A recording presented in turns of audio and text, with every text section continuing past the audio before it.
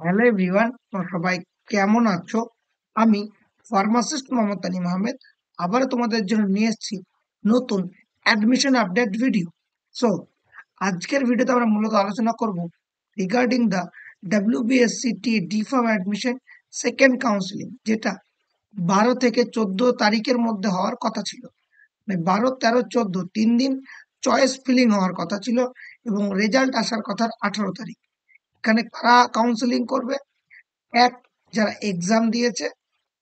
দুই, যারা আগের ফার্স্ট কাউন্সিলিং এ বসতে পারেনি, মেরিটের ভিত্তিতে মানে নাম্বারের ভিত্তিতে ফর্ম ফিল আপ করেছে, এই দুজন ক্যান্ডিডেটই এখানে কাউন্সিলিং এ চয়েস ফিলিং করবে। কিন্তু এখানে যারা এক্সাম ভিত্তিতে মানে নাম্বার পেয়েছে, এক্সামের ভিত্তিতে যাদের র্যাঙ্ক আছে, তারা প্রায়োরিটি পাবে। এটা ক্লিয়ার করা আছে এখানে। এই যে completion of the admission for second round counseling for all the merit listed candidate appear in the entrance test will be get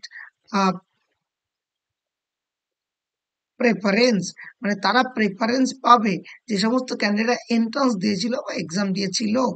তাহলে কিভাবে চয়েস ফিলিং হবে সেটা এখন প্রশ্ন। আমাদেরকে চলে যেতে হবে অফিসিয়াল ওয়েবসাইটে। এইটা হচ্ছে অফিসিয়াল ওয়েবসাইট।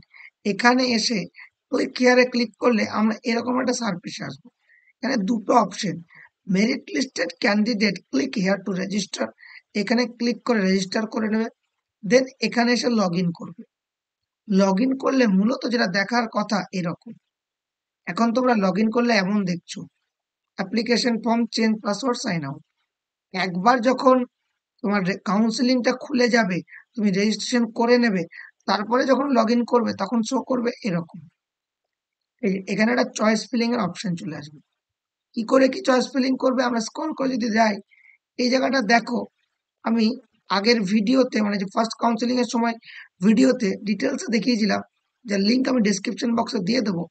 এই জায়গাটা একটু অবজার্ভ করো। চয়েস ফিলিং এ ক্লিক করলে এরকম সারফেস আসবে। এখানে তুমি কলেজ অ্যাড করতে পারবে। এই প্রসেসটা যে চয়েস ফিলিং এর পর পর কি করে কলেজ সাজাতে হয়, সেটা লাস্ট ফার্স্ট কাউন্সিলিং এর ভিডিওতে দেখিয়েছি, যার লিঙ্ক আমি ডেসক্রিপশন বক্সে এবং এন্ড স্ক্রিনে এই জায়গাটায় দিয়ে দেবো।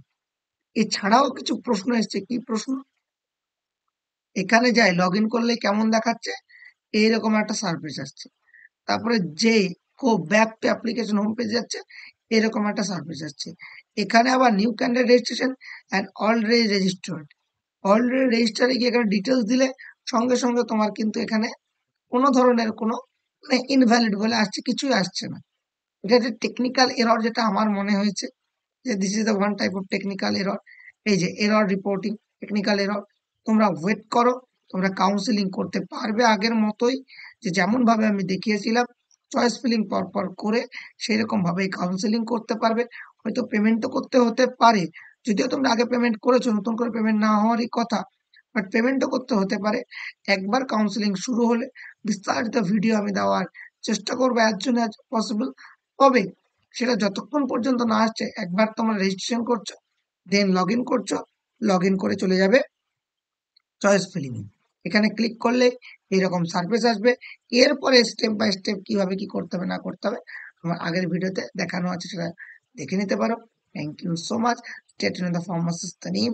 কোনো ধরনের কোনো প্রশ্ন বা কোয়েরি থাকলে কমেন্ট বক্সে জানাও, আমি চেষ্টা করবো উত্তর দেওয়ার। Thank you so much. Stay tune the pharmacist Tanim.